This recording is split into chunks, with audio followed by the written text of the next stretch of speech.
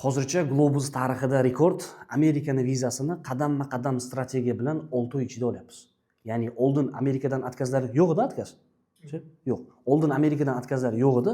Mana biza bu pasportni 6 oy oldin boshlagan bo'lsak, 6 oy ichida qadamma-qadam vizalarni olib, pechatlarni olib, Amerikani vizasini Yevropadan olib kirib, xudo xolasa sababchi bo'ldik mana shu akamizga Amerika vizasini olib berishga. Bu Amerikaning yangi biznes vizasi. 2025-yilda o'zgargan. Demak, bu pasportga biza nimalar qilganmiz, obshi qancha xarajat ketgan, hozir men o'shani ochiq o'yin qilib xalqqa tushuntirib bermoqchiman. Hadda shu bitta like bosib, shu videoni sheriklaringizga, tanishlaringizga yuborib qo'ying, chunki kimgadir foydasi tegadi. Amerikagacha qanaqadan borligini bilish zarar qilmaydi. Demak, boshladik. Pasportimiz 2019-yil olingan, 98-yil akamizga pasport chiqqan, 2019-yil. O'zlarida bugungi kungacha o'zlarida mana demak Turkiyani kirdi chiqdi vizalari bor. Sambiq Gökçen aeroportdan, Istanbuldan, Ataturk pechatlari turibdi.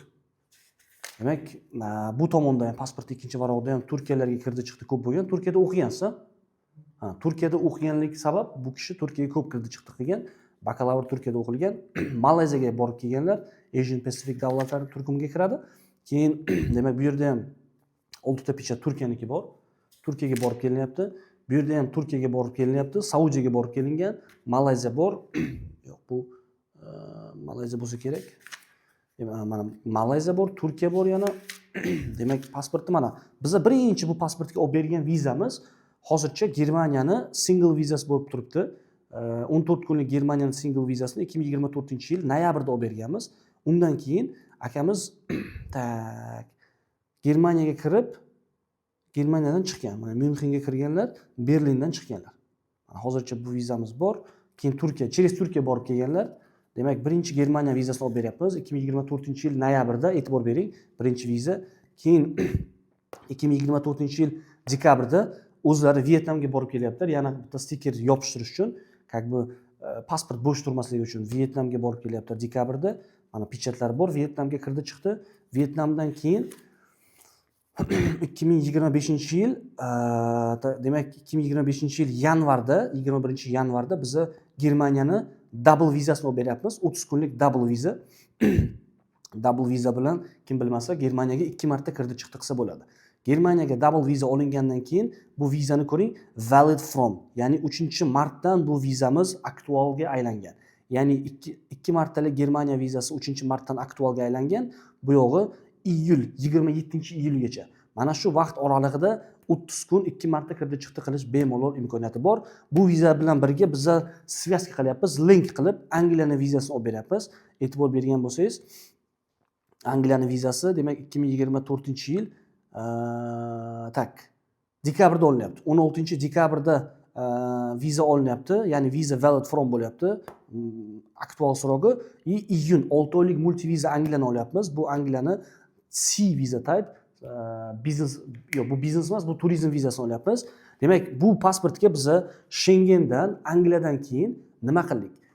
Schengenga boradilar, faqat Schengenga borish oldi, fevral bo'lsa agar, Schengenga borish oldi mana 7-fevralda Angliyaga kirdi chiqdi qilganlar. Ya'ni vizani просто tak o'zini olish bu yaxshi emas. Vizani ola turib, unga kirgandan keyin pechat ursa, ana o'shanda уже sizni viza istoriyangiz ancha kuchli hisoblanadi. Buni ko'rayotgan kuzatuvchilarimiz bo'lsa, e'tibor berish kerak. Vizani olgandan keyin bir marta kirdi chiqdi qilyapti, mana pechat. Bir marta kirdi chiqdi qilgandan keyin Germaniyaga uchyaptilar. Biz nima qildik? Germaniyaga uchib Germaniyaga kirib, qaysi davlatdan chiqdik? Belgiya. Germaniyadan kirib, Belgiyadan chiqyaptilar. Mana, demak, viza bor, kirdi chiqdi bor. Bir double viza bo'lsa, hozircha bir marta kirganlar. Bu yog'i yana o'sha Turkiyalar bor. Bizda nima qildik? Pasport hali pechatlari ko'p, lekin stikeri kamligi uchun aka dedim, davay bitta sveji yana bitta Yaponiyaning vizasini olamizda. Yaponiyaning vizasini biza 5-fevral olganmiz, 5-maygacha amal qilish muddati bor. 2025-yil biza nima qildik? Bu vizani ola turib shtobi vizaviy ofitser ertaga amerikanskiy viza kirayotganda elchixonaga pasportingizni bering, bitta varaqlaylik degan vaqtda bunday ko'radi-yu, qancha stikeri ko'p bo'lsa, ba'zi payt o'zi ham adashib ketadi, chunki pechatlar ko'p-u, Yaponiyaga kirdigan deb hisoblagan deb o'yladiku, o'sha birin-ketin varaqlaganda qachon bitta pechatni olib qo'yaylik, bitta stiker olib qo'yaylik deb Yaponiyaga topshirdik. Yaponiyaga hali borilmagan, lekin aktual viza borsa bo'ladi, bemalol. Yaponiyani kim bilmasa 3 oylik viza beradi. 3 oy ichida 15 kun yura olasiz. Agar 15 kun ichida Yaponiyani to'liq aylanishga ulgurmadim deb immigratsion xizmatlariga yana request bersangiz, zapros bersangiz, sizga yana 15 kunga vizani cho'zdirish imkoniyati bor. Ya'ni 15 kun yurasiz, yana 15 kun davlat ichida qolish imkoniyatini beradi Yaponiya. Lekin hozircha bu bizga kerak emas. Mana Yaponiya vizasi olingandan keyin biz nima qildik? Nihoyat Amerika vizasini olyapmiz. Amerika vizasi qachon olingan? Ma'lumotlarni yashiramiz mana. 7-mart olyapmiz Amerika vizasini. 7-martdan 5-mart 2026-yilgacha amal qilinadi. Bu Amerikaning biznes vizasi, kim bilmasa, Yevropadan olyapmiz. Biznes vizasi 2025-yil yangi shaklda bo'lgan. Dizaynlari o'zgargan. Ya'ni umuman stikerlar dizaynlarini 2025-yildan o'zgartirdi Amerika. Hozircha bizda shunaqa proyekt. 6 oy, примерно 6 oycha vaqt ketdi. 6 oy ham demaymiz, chunki noyabrda, oktyabrda boshlagan bo'lsak, aprelda 6 oy bo'ladi. Mana 6 oyning ichida biz nima qildik? Bitta Schengen 1 martalik viza oldik. Yaponiyani 1 martalik vizasini oldik. Schengenni 2 martalik Germaniyani vizasini oldik 30 kun koridor bilan. Undan keyin 6 oylik Angliyani multi vizasini oldik. Undan keyin mana Amerikaning biznes vizasi. Xudo xohlasa, bu pasportga biza kerak bo'lsa, mana akamiz oldimizda turibdi, o'zim kameraga chiqmayman deyaptilar. Kerak bo'lsa Kanadaning vizasini olamiz. Undan keyin ham kerak bo'lsa Avstraliyami, Yangi Zelandiyami yoki Latin Amerika davlatlarimi yoki Angliyani 5 yillikmi yoki 10 yillikmi, xudo xohlasa olib beramiz agar kerak bo'lsa. Lekin hozircha mana xalqga viza sohasi bo'yicha ma'lumot, ilm berish uchun men shu videoni chiqarishga qaror qildim. Kichkinagina xizmatimizni qadrlaysiz, iloji boricha podдержка qilib, kommentariyada savolingiz bo'lsa savol bersangiz javob beramiz, like bo'lsangiz undan da xursand bo'lamiz. Videoni tanishlarga yuborib qo'yish kerak. Globus viza markazi O'zbekistonda, Toshkent shahrida head office, ya'ni головной ofis Toshkent shahrida joylashgan. Kimga viza xizmatlari kerak bo'lsa, biz qo'ldan kelguncha yordam qilamiz. Videoni pastida men Telegram raqamlarimizni, telefon, WhatsApplarimizni qoldiraman.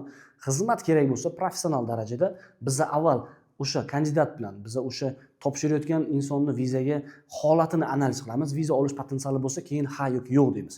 Yoki agar yo'q deganda ham birinchi qayerdan boshlash kerak, qayergacha boriladi, qancha vaqt oladi, qancha summa ketishini ham tushuntirib beraman. Mana shu pasportga bugungi holatda ketgan bo'lsa, 1,5 pachka ketdimi, aka? Yo'q-a? Bir pachka xarajat ketgan. Mana. Arziydimi yo'qmi, kommentariyada shu bo'yicha ham fikringizni qoldiring. Hammaga rahmat. Inshaalloh hammamizni haqqimiz bor dunyoni ko'rishga, dunyoni kezishga. Sog' bo'linglar. Assalomu alaykum va rahmatulloh. Globus bilan qolinglar. Bundan buyog'iga zo'r kontentlarni chiqaramiz, chunki sizlar uchun arziydi.